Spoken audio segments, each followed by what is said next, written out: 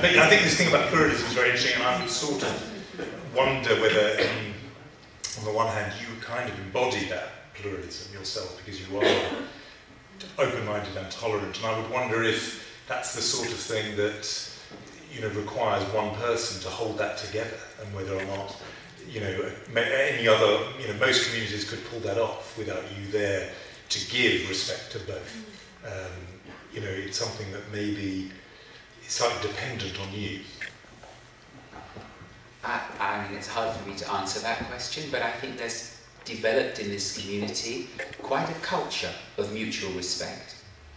Also, I mean, one of the things we've been thinking about a lot in our 40th year is being a community of communities.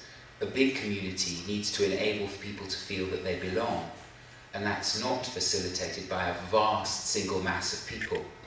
And I take pride and appreciate the fact that on a Shabbat morning, when there's 3 services going on, there'll be 30, 40, 50 people who've prepared for that, and different groups going on, also groups around children and young people, and let them thrive. The aim is to foster engagement with Judaism, with Torah, with its values, with God, with prayer. I don't see why that means that everybody in the building should do the same thing in the same way at the same time. Thank you. We're going to go to wider issues, but outside just New Northampton in a minute. But one thing I've often wondered about, having sort of watched you close up a bit, is, you know, anybody who's had a look in Jonathan's handwritten diary, I don't know if you've ever seen that. It is like some sort of Egyptian hieroglyphic text with words crammed into each day of meeting. I mean, dozens in a day. And the kind of toll that would take on anybody, I think it's a kind of 100-hour week you work, where you're meeting somebody at 7 in the morning, but also 10 at night. But particularly, the thing that is required of a rabbi, the notion of being there for the important life cycle events. And you imagined, just a moment ago, the idea of a family that suffered a tragedy. And I'm just wondering what it does to the person who's on the receiving end of all of that, which is you. So put it this way, for most of the people in this room, you know, there will be one of those big and terrible events every, you know, several years, and they'll go through all that. You're having to go through that, admittedly, you know, one removed, but with them all the time. In other words, no one's been to as many shivers as you have. No one's been to as many funerals as you have. What does that do to you, to be absorbing all of that heartache and pain of other people and being a sort of receptacle for them? I mean, where, you know, people counsel often the bereaved, but who's helping you? Just apropos that, my grandfather, from the beginning of his career, kept a book with all the weddings, all the bar mitzvahs, all the baby namings, and all the funerals he officiated at, and I never did that, and I really regret it, and I don't think I can backdate it. And when they fled Germany, for many people it was the only record of their family, you know, particularly weddings, and we were often phoned and asked for it. I so wish I'd done that. But that leads me to the fact that, thank goodness, in this community there's lots of different kinds of life events. There's babies and there's weddings, and it's not one run of sorrow. But I would say that somebody else asked me that question actually just this week. That I like people. I genuinely and really like people. I don't find it difficult to be with people in situations which are painful or stressful for reasons I really don't understand. I also haven't been afraid of the presence of death. And there is something about closeness to people in moments which matter, which is also very giving, and in which one's humanity is being exposed and in some ways spoken to. And I care about those moments, and I don't find them impossible. And unless they come one after another, sort of in complete sequence, without any, you know, time to walk the dog, I find them bearable and doable, and I find them much easier that sometimes petty politics and anger. That's actually, and I think any rabbi will say, or minister will say, that's much more stressful. That's really much harder. And I do take counsel when things are difficult.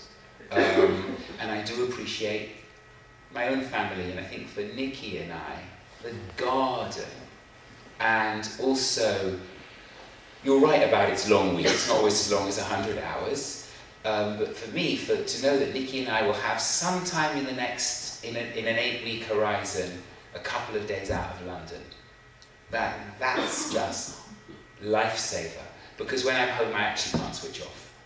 But out of town, I can, and also the world of trees and animals, birds and plants, I find very restorative and very nourishing. And I also have to say, when people talk about their real spirit and what they care about in life,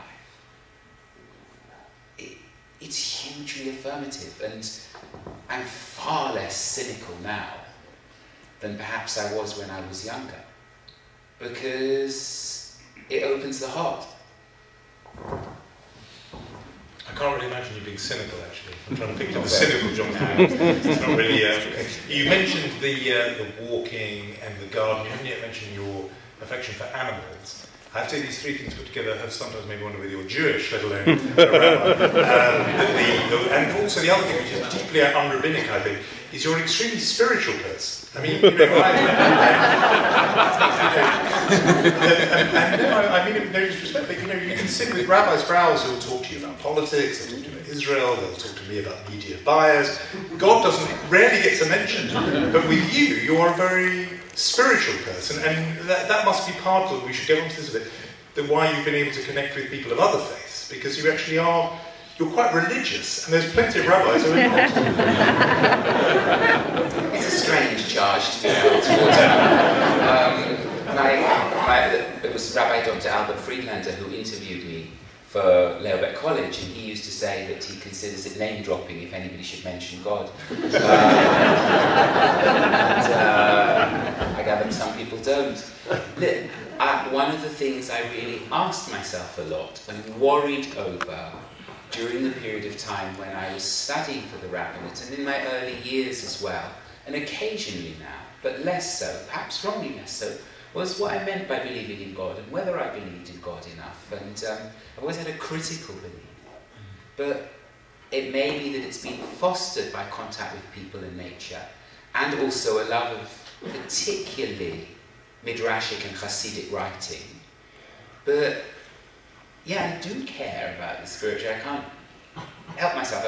I was with a group earlier today who were talking about the importance of atheists having a place in the Jewish community, and I found myself saying that, you know, if I look at the world's politics, probably the atheists are less of a threat right now than the religious. But I'm sorry, I belong to the latter, and actually it's important that there are voices, non-fundamentalist voices within that group. That's what Rabbi Dr. Jacobs was and what his teaching is. But the sense of a oneness within all things, the sense of all life being part of a greater whole, and the sense of respect and veneration and responsibility that entails, seems to me a profound root of all commandments. And I often think of the verse from Isaiah, "They shall not hurt nor destroy in all my holy mountain," as the root of everything.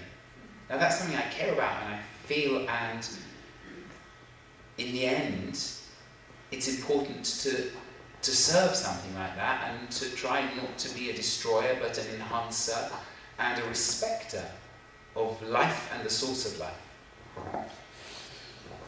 You brought us to this point which I wanted to get to, about where we are now, in particular the worries people in this room and in this community and beyond will be having at the moment. And you've mentioned the word fundamentalism. You've been unusual in the amount of interfaith dialogue you've done, particularly with local and national Muslim community. You have taken some knocks for that.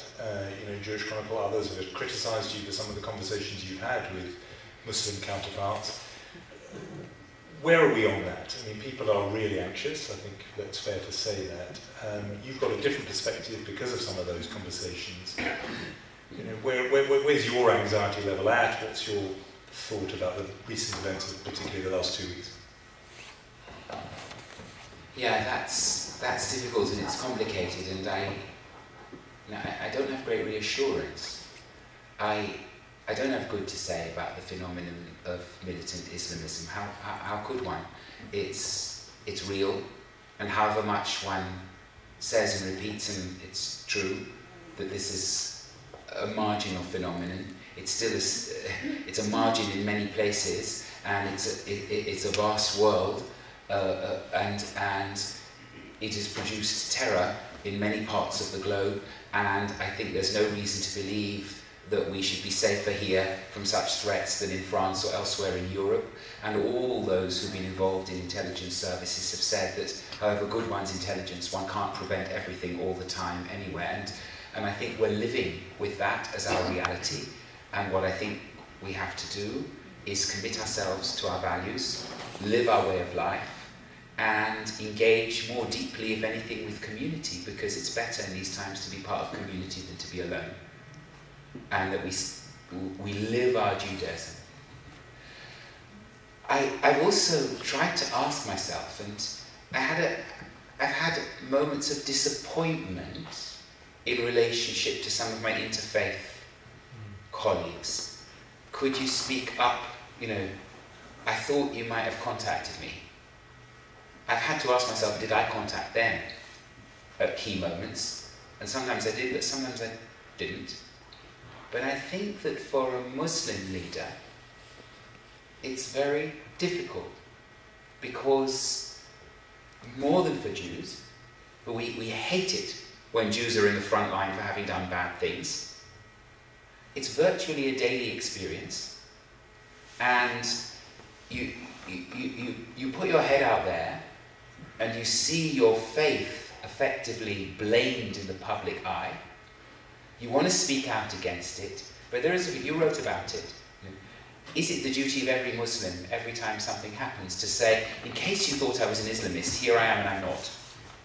So I think that's also difficult. Now, that means that while taking every precaution and being clear in the profound disagreement with the abuse of religion and God, there isn't compromise in such a position. We also reach out and make ourselves available to engage with and support communities of other faiths in their struggles to live their true religious values. And that work becomes just more urgent. I was very struck. I received a letter, and we actually put it on Synagogue's website, from Tom Cohen, who has a Kilat Kesher in Paris. And he had two appeals. One was for communities in France. They've got a lot of security work to do on their buildings. But the other was to increase our interfaith work. And when I was in Beersheba in the summer, it was a kind of a lull in the war, which thank God led to the ceasefire.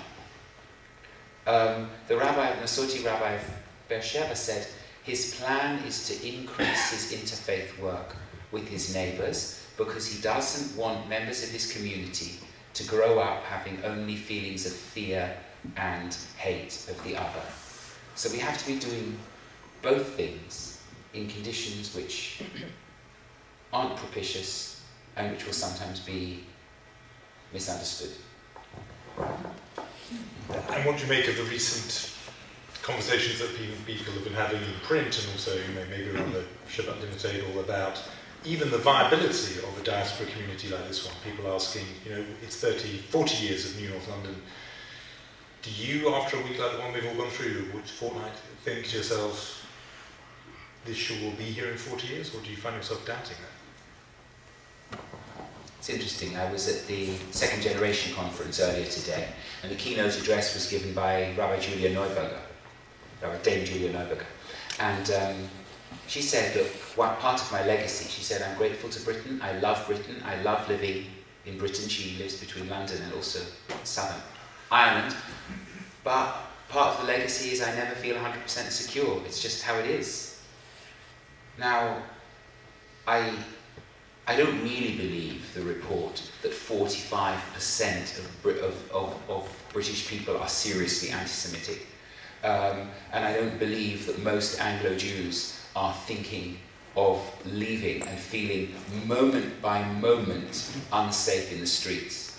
I also listened to a report from Jerusalem during the funerals there earlier this week, in which I was being told by an Israeli reporter that one can't walk around London with the kippah on one's head. Well, I've done so for the last 30 years, and I've had about 3 incidents. So I think those things are not true. But I think it's dangerous to be Jewish now pretty much everywhere. It's challenging and dangerous in Israel. It's challenging and dangerous in Europe, Eastern and Western, of different levels. And America may be the safest at the moment, but I wouldn't bet on it. I would hope that this community would thrive. As an ideal, I believe in pluralism as the best ideal that we have. I'm nervous about kind of the ideal of the mono-ethnic, mono-religious culture and country. I mean, Israel is also in its way a pluralist country, it should be. Because of what that does to the range of one's ideas and the capacity to live together. So I want it to thrive, but do I believe they're guarantees? No, I certainly don't.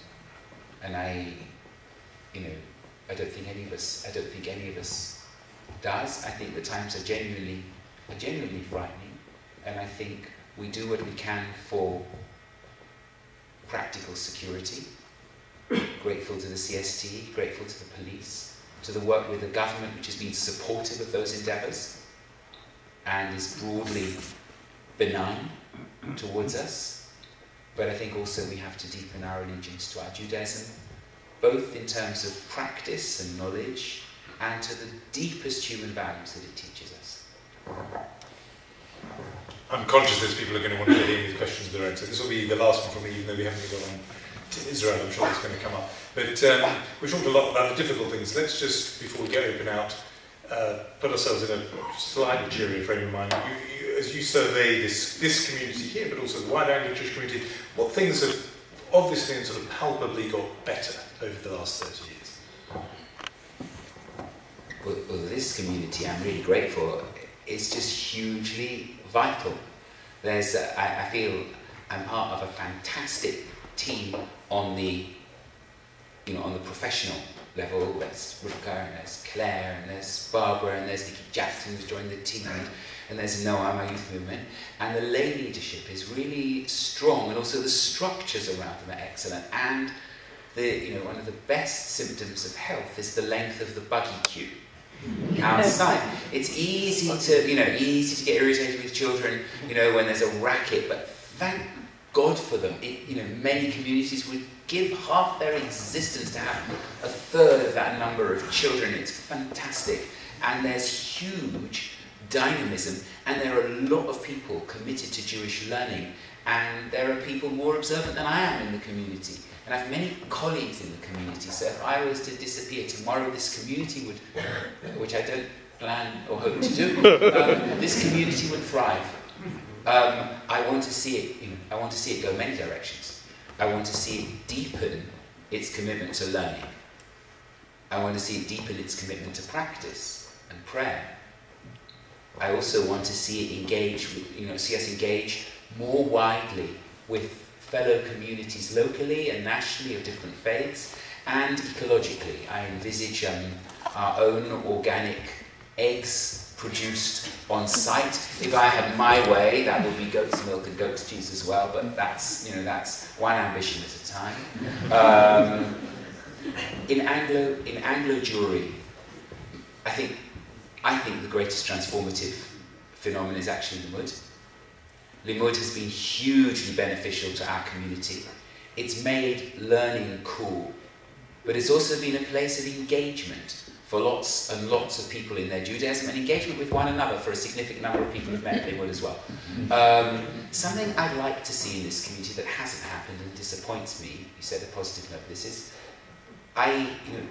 during the time of Gaza, and perhaps again now I'll try it, I actually wrote to some of the lay leaders and said, isn't this time to bring all the rabbis and the senior lay leaders together and say, we are in difficult times. We are effectively on the same team here. How do we deploy?